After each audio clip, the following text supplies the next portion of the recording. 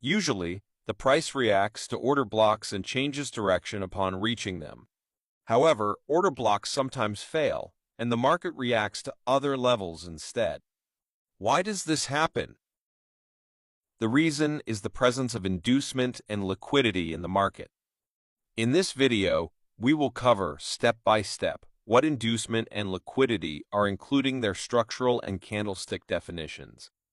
We'll also explore the difference between valid and invalid inducements, explain the types of inducements in the market, and show how to effectively use them in our analysis.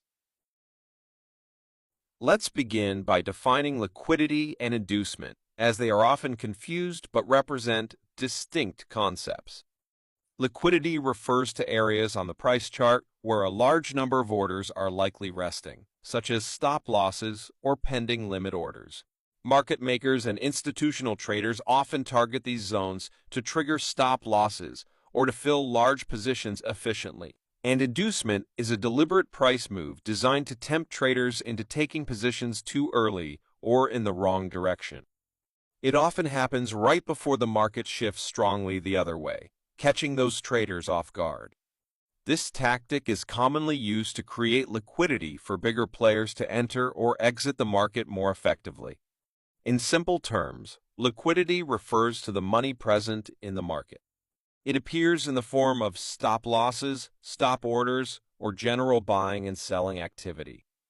Liquidity can manifest as equal highs and lows, swing highs and lows, or even as trends within the market. Inducement, on the other hand, refers to a form of market manipulation that allows large traders to take money from retail traders. The structural formation of an inducement in the market appears as a pullback. The market's price movement structure within a trend consists of impulsive and corrective waves, and this cycle is continuously repeated. Furthermore, the structure itself is composed of smaller movements. If we look at the market in terms of candlesticks, a bullish movement is considered impulsive as long as each newly formed candle breaks the high of the previous one. This continues until a new candle breaks the low of the previous candle, signaling the beginning of a corrective move. Even if a bearish candle forms, it is not considered corrective unless it successfully breaks the low of the previous candle. If the candlesticks fail to break below the low of the previous candle, they are considered inside bars, not a corrective. However, the market structure differs from the candlestick formation. This entire movement is considered structurally as just an impulse, without any corrective phase occurring. In structural terms, we can only regard a movement as corrective when the price pulls back and sweeps the lows of the previous candlestick. For example, in the candlestick movements on the opposite chart, the market has moved through several phases, both impulsive and corrective.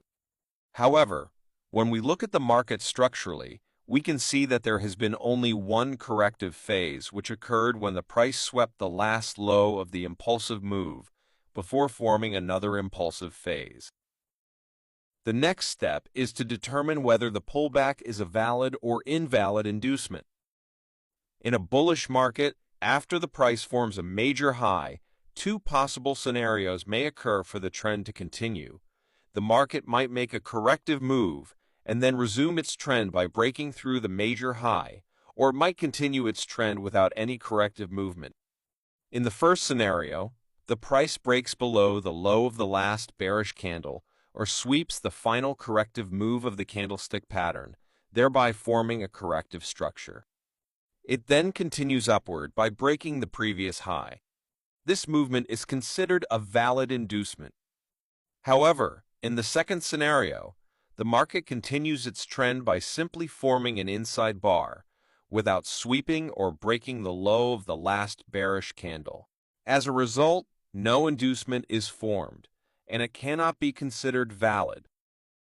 There are two important points to keep in mind. First, the break and sweep of the last bearish structure in the candlestick pattern may occur through a wick or candle shadow, rather than the body of the candlestick. In such cases, it is still considered a valid inducement. Second, the inside bar structure might form in a broader manner, closely resembling a valid inducement. However, it is important to remember that both conditions, the sweep and the break of structure, must be present for it to be considered a valid inducement. Take a close look at the chart on the right. The market made a strong impulsive move that created a break of structure, followed by a corrective pattern composed of several smaller moves. In your opinion, why was the first price break an invalid inducement that the market rejected, while a valid inducement was formed afterward? As we discussed earlier, for an inducement to be valid, the price must break or sweep the impulsive candlestick structure that formed a major high or low within a corrective move, which is exactly what has happened here. In contrast, the internal area formed during the corrective move did not create a major high and was merely part of the market's corrective trend. Therefore, it is not considered a valid inducement. There can be two types of inducement forms in the market: major and minor inducements. A minor inducement occurs when price retraces to a valid order block and breaks through it, but that order block does not play a significant role in shaping the overall market structure or triggering a structural shift. In contrast, a major inducement involves a retracement and break of an order block that served as a key structural level 1 that acted as the foundation for a major move and contributed to a market structure break. To better understand this concept, it's best to explain it structurally. Imagine that during a bullish movement, a break of structure occurs along with price movement, and several order blocks are formed throughout this trend. Now, when inducement happens in the market, we can only identify it as a major inducement if the price returns to the order block that initiated the move, which caused the break of structure. Otherwise, inducements to other order blocks are considered minor. Now, suppose the structure was slightly different and the second order block occurred after the break of structure. In that case, if an inducement occurs in the market, it would be considered a major inducement. Keep in mind that an inducement is only regarded as major if the market movement originating from that area leads to a break of structure. If you consider the candlestick pattern in the same way, and the next order block is formed after a break of structure, then after the inducement occurs, both of these areas can be considered major inducement. You might be wondering about the difference between a major and a minor inducement. In market structure, key trading areas such as highs and lows, entry zones, or market reversal points are considered more significant when they occur after a major inducement rather than a minor one. We'll explore this further in the next step. For example, in this chart, the price created two order blocks after a break of structure. As the price retraced, it broke below the first order block, and an inducement occurred. According to the earlier definition, order blocks that did not initiate the trend leading to the break of structure and were merely formed along the trend are considered minor inducements. After this inducement, the market resumed its bullish trend, resulting in another break of structure and a new higher high. The important point here is that, since this higher high occurred after a minor inducement rather than a major one, it does not represent a valid zone. In other words, if the market structure behaves in this way, forming a break of structure and an order block after a minor inducement, we cannot consider this area a valid trading zone. Following the market's reversal and the price breaking through the order block that initiated the trend, a major inducement has formed. As a result, the highs and order blocks formed after this inducement can be considered valid, and this area may serve as a potential trading zone. So, how can we enter a trade after a major inducement has formed, and what conditions need to be met? The first step is to analyze the market structure on a higher time frame.